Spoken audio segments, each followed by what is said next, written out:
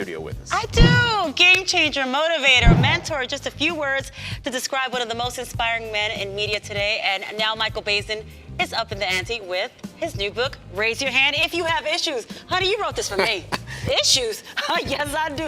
Thank you for being with us, Michael. Great to see you. You have so much energy. Oh, man, I try to. I've listened to you for years in radio. I mean, you've done so much. You've changed so many lives. Tell us about this book. Well, the idea was, obviously, I'd spoken on radio for so many years, I've done television, a lot of social activism.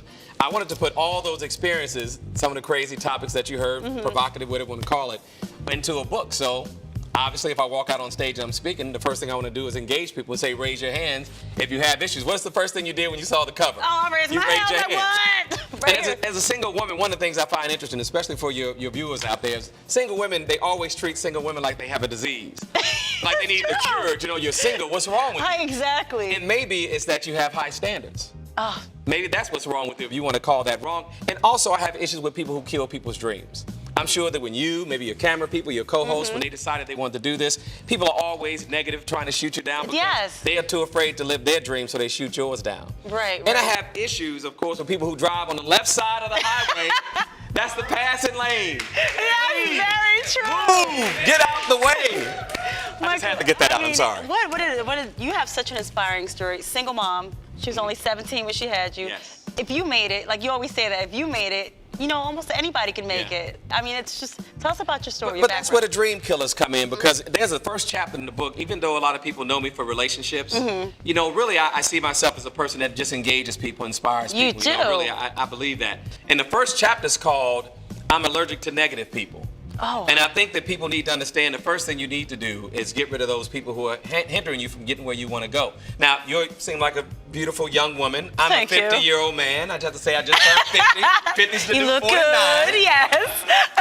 And one thing you learn as you get older is that your time becomes more valuable. Yes. And so you start understanding that dating is a process of elimination, and that's something I want to teach young people, is that dating is a process of elimination, not inclusion. So you're trying to find a way to eliminate people so that you can get to the people that are for you, and we need to understand that. Any advice for the single ladies out there who are watching, like one of the things that they should never compromise, or when getting out in the game? I'm taking notes, by the way. I think women do men a disservice when they don't demand that they raise their standards. Because sometimes men will rise to that standard. And unfortunately, many women settle because they're afraid of being alone. There's a chapter in the book called The Fear of Being Alone.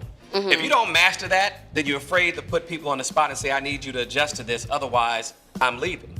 And when we know you're not going to go, then what is our incentive? Let's listen to some stuff. Let's to the two women know what they want. Let's do this.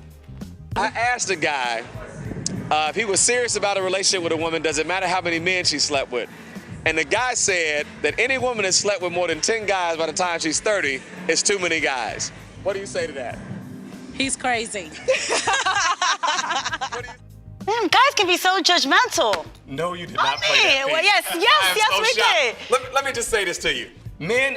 Some men are very insecure when it comes to issues of sex, okay? We really do. We really struggle with it because... You throwing it out there? I know. Go ahead.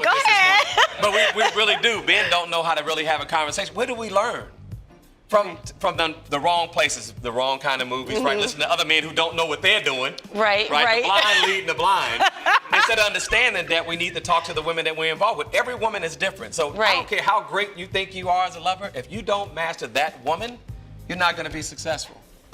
I said it. Take notes. He said it. That's right. Michael Baisden said it. You're mentoring now. Tell us what you're up to after you hit Orlando.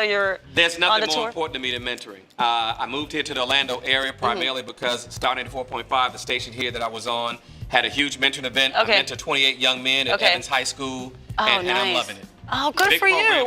Where can people get more information on you? What's your website? Baisden Live on Twitter, Baisden Live on Facebook. We're there every day. We're almost up to 1 million followers. And thank you all for having me. Thank you for being on the show. Raise your hand if you have issues. Everyone should have their hands up. Both and feet.